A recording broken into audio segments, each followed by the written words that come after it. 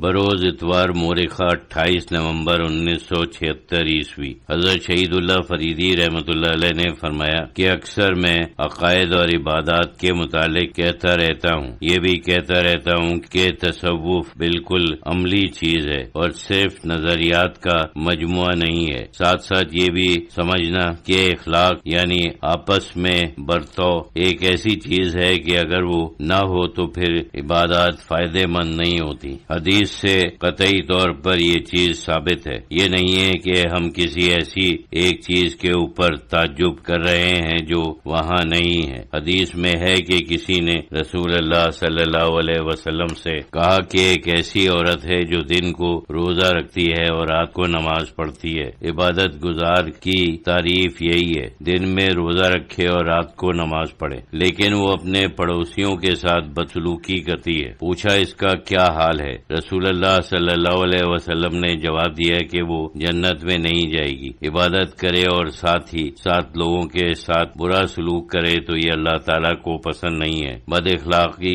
یا لوگوں کے ساتھ برا برتاؤ کرنا ایسا ہے جیسے مٹی کو گن لگ جاتا ہے، پھر اس کا اثر یہ ہوتا ہے کہ جیسے دیمک لکڑی کی چیزیں کھا جاتی ہے تو اس کی ظاہری شکل رہ جاتی ہے، اندرونی طور پر کچھ بھی نہیں ہوتا۔ سورہ حجرات میں بعض اہم اخلاقی چیزیں بیان کی گئی ہیں، سارے اخلاقی اصول اس میں موجود ہیں۔ بعض چیزیں ایسی دی گئی ہیں جس سے انسان بچے تو لازمی طور پر اس کے اخلاق بہت اچھے ہوتے ہیں۔ بعض بہت اہم آیتیں ہیں۔ سب سے پہلی بات ہے لا تجسسو، تجسس کے معنی جاسوسی کرنا۔ یہاں اس کا مطلب یہ ہے کہ لوگوں کے عیب نکالنے کے لیے جاسوسی کرنا۔ جنگی جاسوسی کو منع نہیں کیا گیا ہے۔ بعض لوگ جن کے دل میں برائی ہے کوشش کرتے ہیں کہ دوسرے آدمیوں کی برائیاں ڈھونڈیں چاہے وہ نظر نہ آ رہی ہیں۔ بعض ایسے ہوتے ہیں کہ مثلا کسی سے سنتے ہیں کہ فلاں شخص میں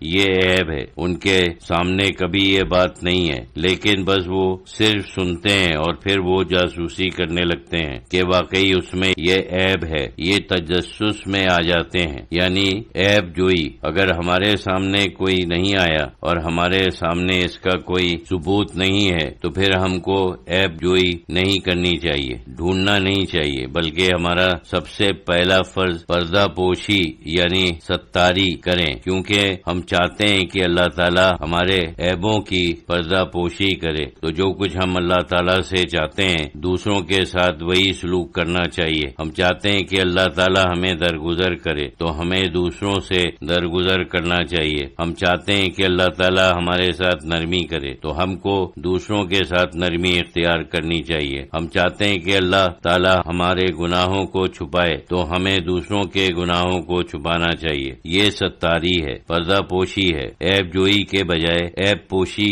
کی کوشش کرنی چاہیے۔ لا تجسسو اسی طرف اشارہ کیا گیا ہے۔ اسی آیت میں دوسری صفت یا دوسرے فعل جس سے منع کیا گیا ہے وہ غیبت ہے۔ غیبت بھی ایک صفت ہے، فعل بھی ہے، کیونکہ جب تک صفت اندرونی نہ ہو فعل نہیں ہوتا۔ غیبت بہت سخت گناہ ہے، اس کے معنی پیٹھ پیچھے برائی کرنا ہے۔ یہ غیب سے ہے، یعنی جو شخص موجود نہیں ہے اس کی برائی کرنا۔ اس کی بہت ہی سخت برائی کی گئی ہے، بلکہ قرآن شریف میں ایک دوسری جگہ ہے کہ کیا تم پسند کرو گے کہ اپنے بھائی کا کچا گوشت کھاؤ؟ پسند نہیں کرو گے بلکہ تم نفرت کرو گے، یعنی اس کی مثال دی گئی ہے جیسے کوئی کسی کا گوشت کھائے۔ کسی کی غیبت کرنا ایسا ہے، یہ بعض لوگ صرف تفریحاً کرتے ہیں، بعض لوگ حسد کی وجہ سے کرتے ہیں، بعض لوگ کینے کی وجہ سے کرتے ہیں۔ یہ لا تجسس کے بالکل قریب چیز ہے، یعنی تجسس کرنا اور غیبت کرنا یہ سب چیزیں قریب قریب ہوتی ہیں، کیونکہ یہ موضوع گفتگو ہوتا ہے، اس سے بچنا اور زیادہ ضروری ہے۔ انسان کو ہر وقت اس کوشش میں رہنا چاہیے کہ مجھ سے غیبت سرزد نہ ہو۔ اکثر موقعوں پر یہ چیز ان کے سامنے آ جاتی ہے، خاص کوشش کرنا چاہیے کہ اس سے بچیں۔